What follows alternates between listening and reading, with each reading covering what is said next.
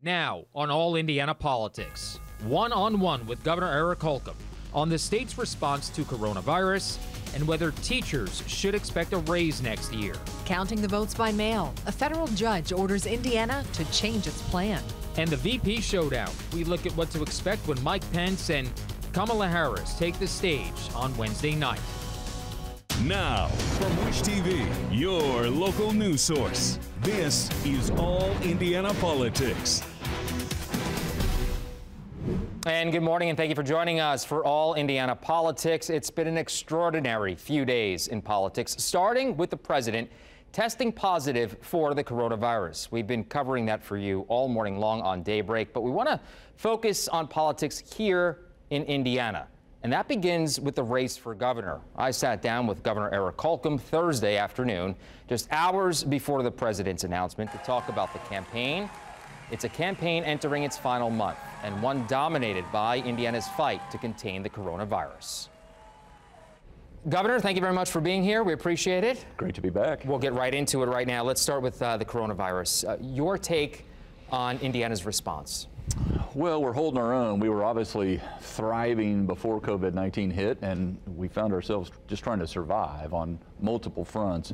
Fortunately, we live in the state of Indiana where we've got quite the biotech and life science ecosystem built up, a very strong hospital network. So we were able to jump in all together, in this together, and make sure we were doing everything we needed to do to slow and know and follow this. And so all those investments in testing and tracing, doing studies to look out beyond to try to predict where we were going and how we would manage that. So when you're under 5% at this point of the year with an economy that is pretty much open, there are restrictions, of course. We need to be responsible about this. But when you look at our unemployment rate that was just north of 3% in January, that shot up to 17.5% and is now down to 6.4%.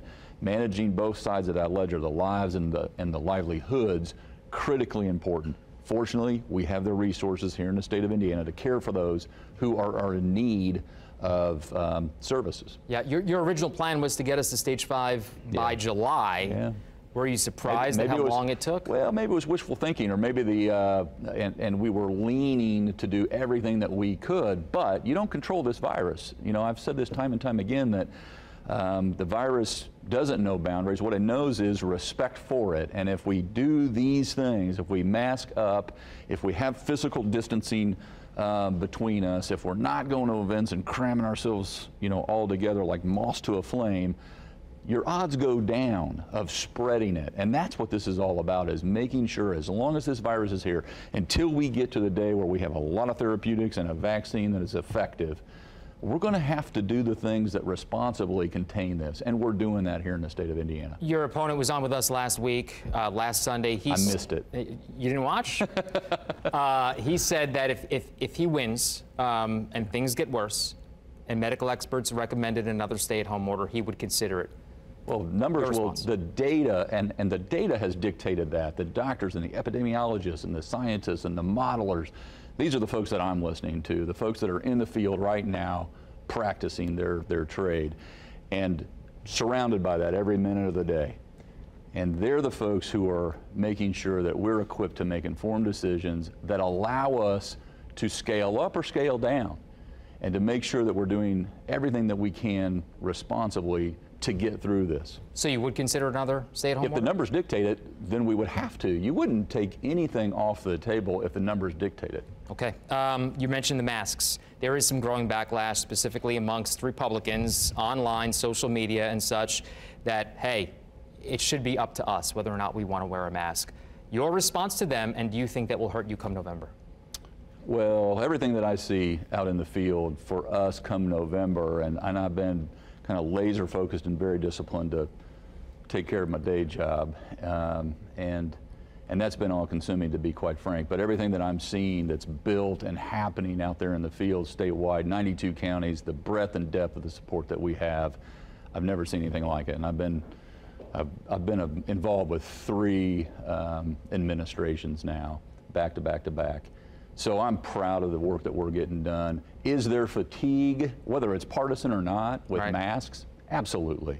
And that's occurring around the world, by the way. So that's just a natural kind of reaction to what do I have to do? This is a public health emergency, and we know it's transmitted through the air. And so how do we reduce those odds? And what I would say is the quicker we do that, the more that we practice these good protocols, whether it's on a football team, in school, in a business, because the businesses that I talk to say, we're open because we're practicing a good protocol.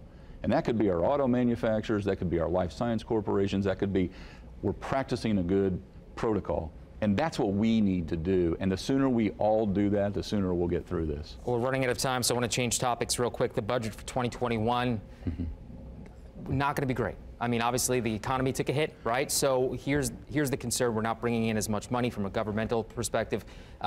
What cuts are on the table, if there are any? Yeah. Well, you approach it the right way, and the way that we're doing it, and that is, thank goodness that we had good fiscal management going into this for years, not just the storm washed upon our shores and now what do? We were able to draw on $900 million of reserves that we had put in a savings account. A lot of people wanted to spend that money 14 times over before.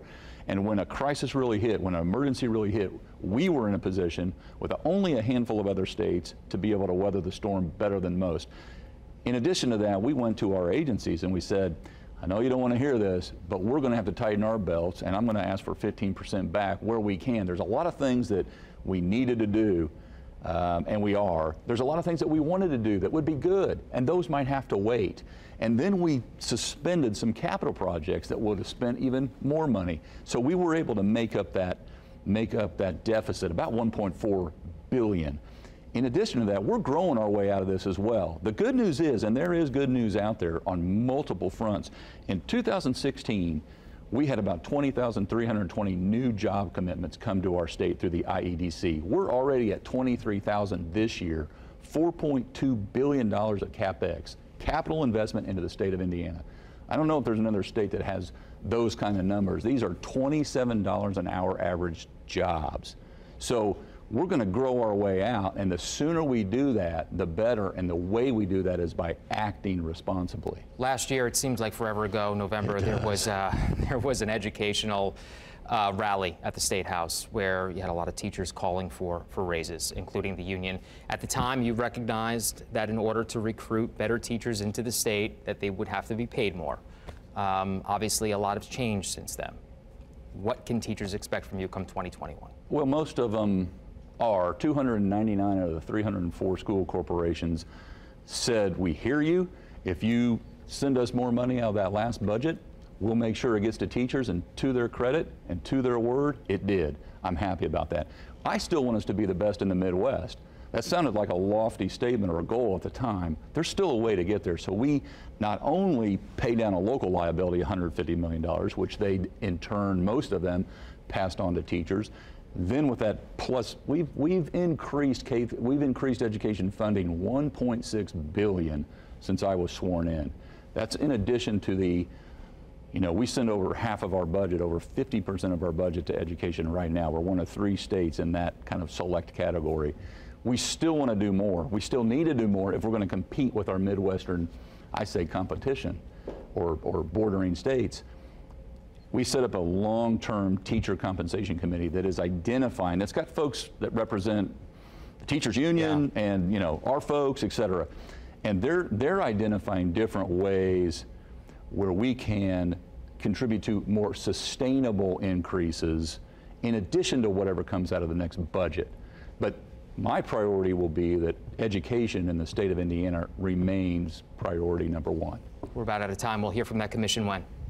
By the end of the year. That commission is set to give that report to me and to the legislature before they go back into the next General Assembly, which would be in January. Fair enough. Governor, thank you very much for being here. Good to be with you. Always good to see you. Thanks, Phil.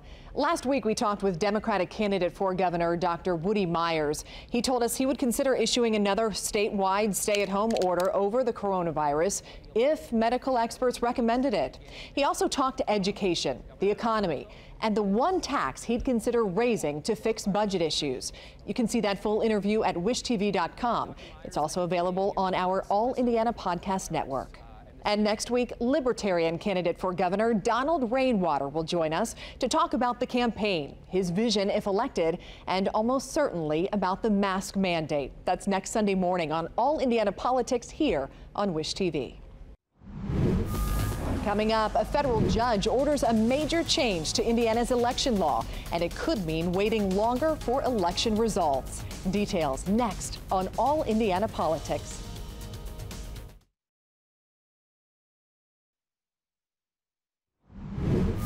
Welcome back to All Indiana Politics.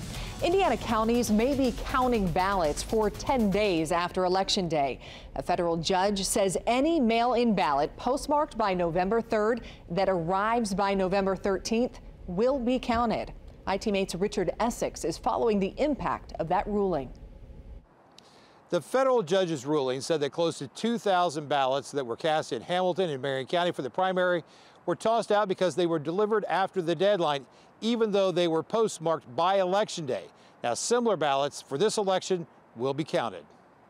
The judge's ruling simply states that Election Day is an all-day event. If the voter followed all the rules and mailed their ballot on time, then it must be counted. Hamilton County has sent out more than 36,000 mail-in absentee ballots, and as of this morning, more than 9,000 have been returned.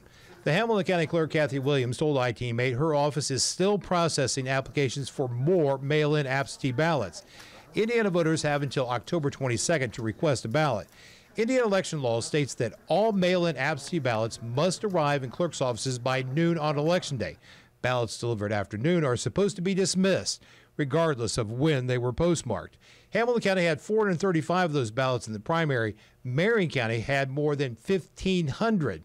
The federal judge cites COVID-19 and changes at the Postal Service mean voters likely can't control when their ballots will arrive. So she's ordered any ballot that is postmarked on or before Election Day and arrives at the clerk's office by the 13th must be counted.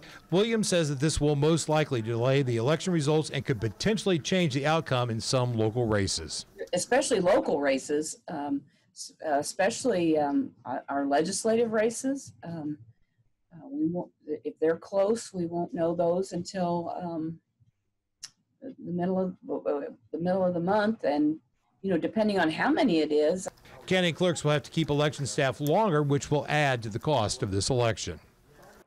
There were close to 550,000 mail-in absentee ballots cast in the primary election, and for the general election, we are expected to more than double that number.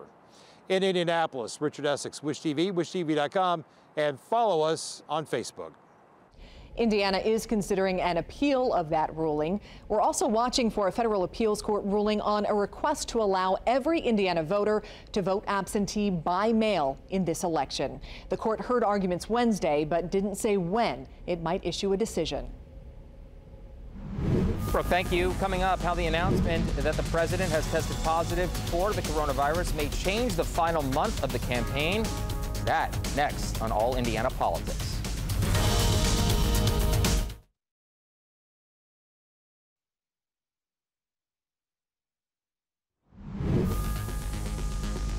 Welcome back to All Indiana Politics. Time to welcome in our political insiders today. Drew Anderson is the former spokesperson for the Indiana Democratic Party.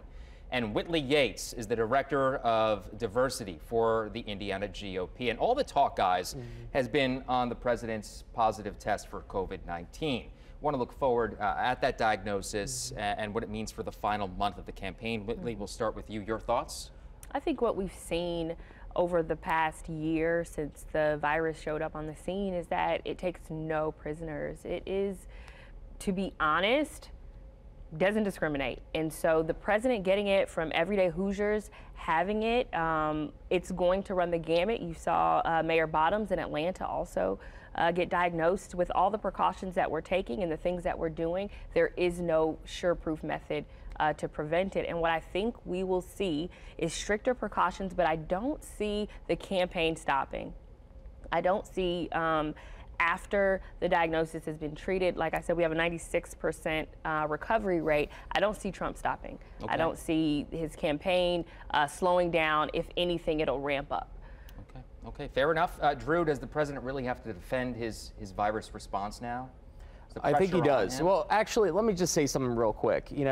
Democrats from Joe Biden, Kamala Harris, up and down. We're making sure we're keeping our thoughts and prayers with President Trump.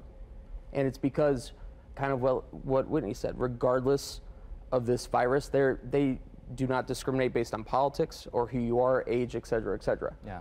But I think given that, we can still look at what led up to this. And that has been a president who did not take this virus seriously, joked about, actually teased Joe Biden as recently as Tuesday about wearing masks as often as he did. And honestly, I feel like, kind of what Whitley said again, this should be a reset for the country. We now need to take this seriously because our commander-in-chief actually has this incurable virus.